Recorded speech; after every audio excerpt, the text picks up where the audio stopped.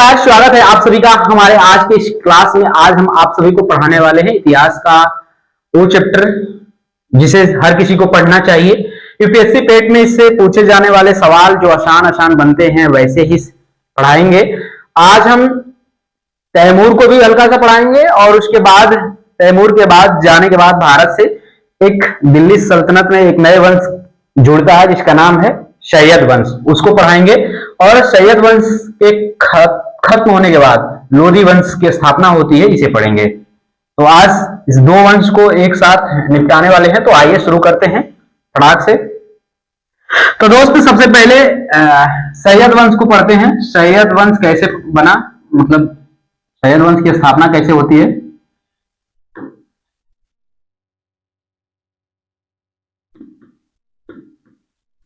सैयद वंश की स्थापना होती है साल 1414 में। इसके संस्थापक का नाम है खिज्र खां।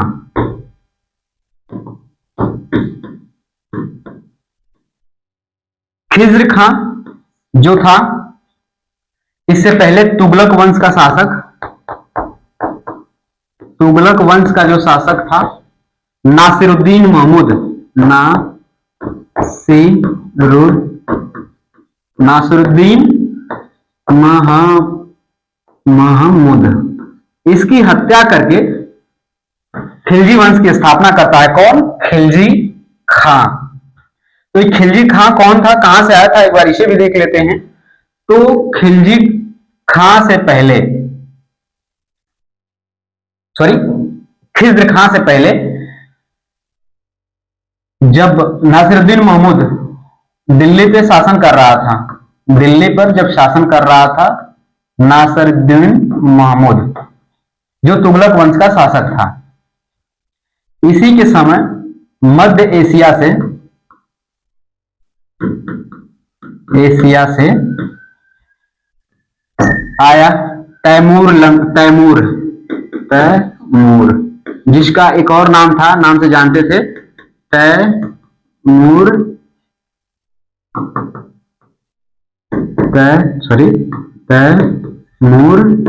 लंग। इसकी राजधानी थी समरकंद। ये यहां से आया था भारत में। इस साल 1398 ईस्वी में आया और आने के बाद जो दिल्ली का शासक था नासिरुद्दीन महमूद तुगलक, इसकी हत्या करता है और जाते वक्त दिल्ली को लूटता पाटता है, आसपास के इलाकों को खूब लूटता है। लूटने के बाद सारी माल इकट्ठा करके फिर ये भारत से निकल जाता है और जाते जाते अपने गुलाम को छोड़कर जाता है जिसका नाम था खिज्र खां। खिज्र खां को छोड़कर जाता है। खिज्र खां को पंजाब प्रांत का तैमूर पंजाब प्रांत का खिज्र खां को प्रशासक नियुक्त करके जाता है पंजाब प्रांत का। फिर यहीं से शुरू होती है खिज्र खां की जो वंश था सैयद वंश। तो सैयद वंश की यहीं से शुरुआत होती है। सैयद वंश के राजा कौन कौन से, इन्हें देख लेते हैं एक बार। तो सबसे पहले तो जो संस्थापक था खिज्र खां, यही है। फिर दूसरा आता है मुबारक शाह,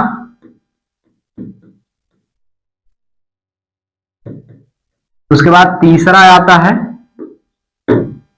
मोहम्मद शाह,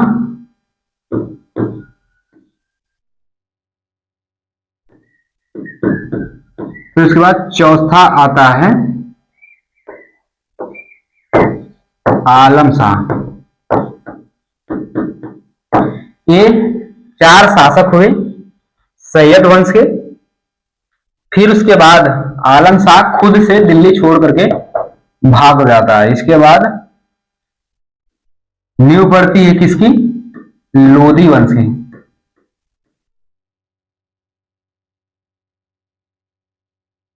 तो लोधी वंश की शुरुआत होती है कितने में? 1414 51 ईस्वी में। फिर 1451 ईस्वी से 1489 ईस्वी तक जो लोधी वंश का संस्थापक होता है कौन था? बहलोल लोधी। बहलोल लोधी। ये कौन था बहलोल लोधी? तो ये अफगान सरदार था, सॉरी अफगान का था सरदार, अफगान, अफगानी था ये बहलोल लोधी। और इसके बाद 1489 के बाद बैठता है बहलोल लोधी का बेटा, कौन था? सिकंदर लोधी। सिकंदर लोधी।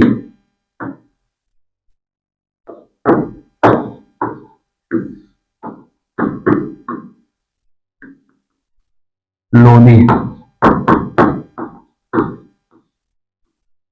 और इस 1489 से लेकर के 1417 ईस्वी तक दिल्ली पे शासन करता है सिकंदर लोधी।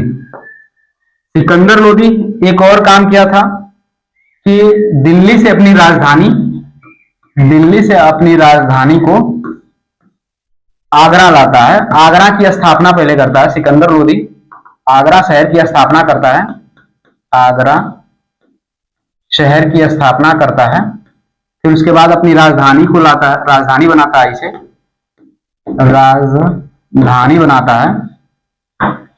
आगरा को सिकंदर लोधी बसाता है, फिर उसके बाद उसे राजधानी बनाता है और यहां से शासन करता है। इसके मरने के बाद इसने गज सिकंदरी नाम की एक भूमि माप यंत्र बनाया था, गज सिकंदरी।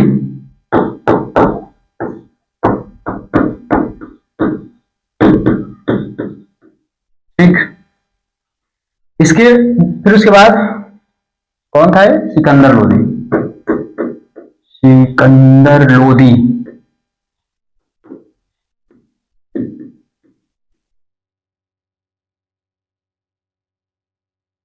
फिर इसके बाद इसका लड़का आता है जिसका नाम था इब्राहिम लोधी। इब्राहिम।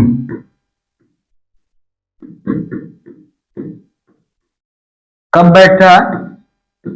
सॉरी 1517 में। इससे पहले हमने क्या बताया था? यहां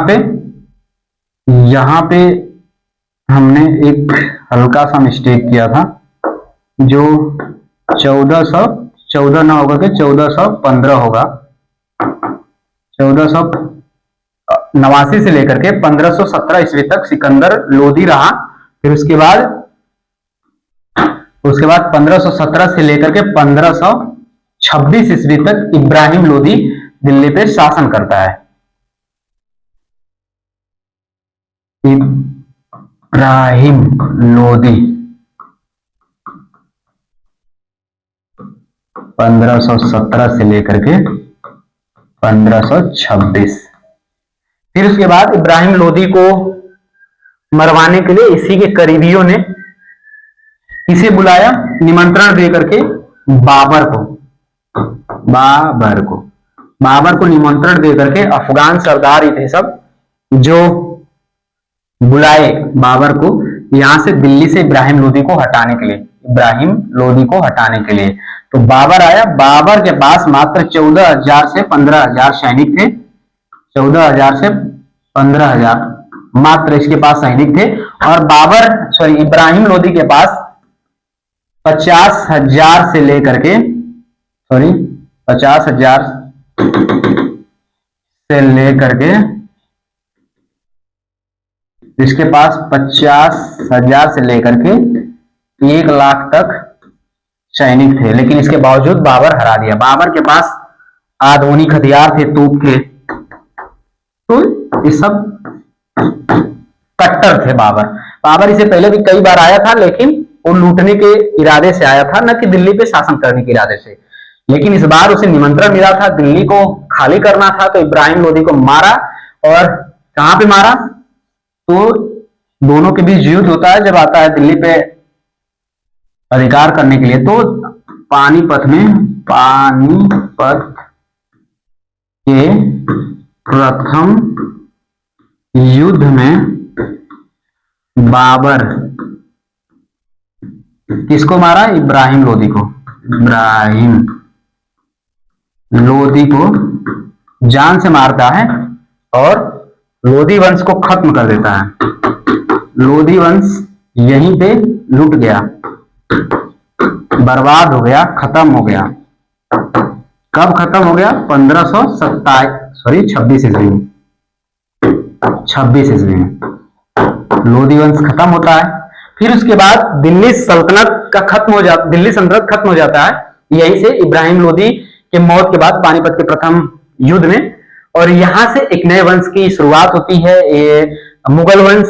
और ये मुगल वंश भाई काफी सालों तक, लगभग 200 साल तक भारत पे शासन करते हैं, दिल्ली पे शासन करते हैं, अलग अलग हिस्सों में शासन, मतलब अपना आधिपत्य जमाए रखते हैं। तो ये रहा आज का क्लास। एक बार फिर से रिवाइज करते हैं कि तैमूर, जिसका नाम तैमूर, जिसे तैमूर लंग भी कहते हैं, इसने आया, कब आया?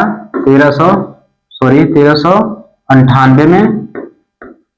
और दिल्ली के आसपास, दिल्ली पे आक्रमण करता है, दिल्ली को के आसपास और दिल्ली के क्षेत्रों में खूब लूटपाट करता है, लूट कर चला जाता है। जाते वक्त पंजाब प्रांत का प्रशासक नियुक्त करता है, किसे? अपने गुलाम को। खिज्र खां था।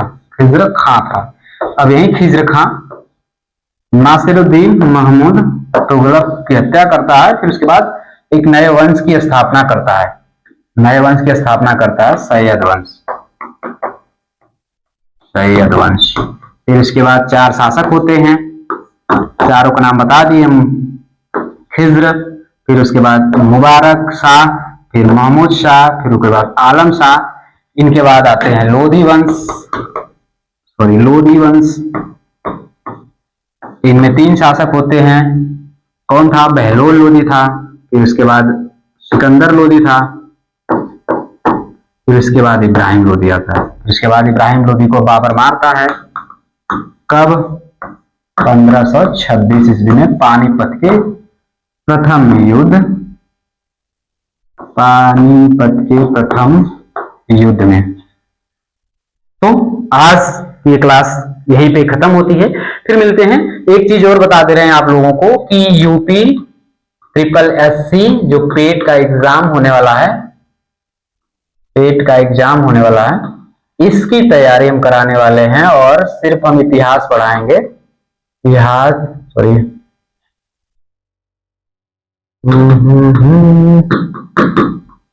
इतिहास का जो भी चीज है, जो भी पोर्शन है, जो भी सेक्शन है, उसे कंप्लीट कराएंगे।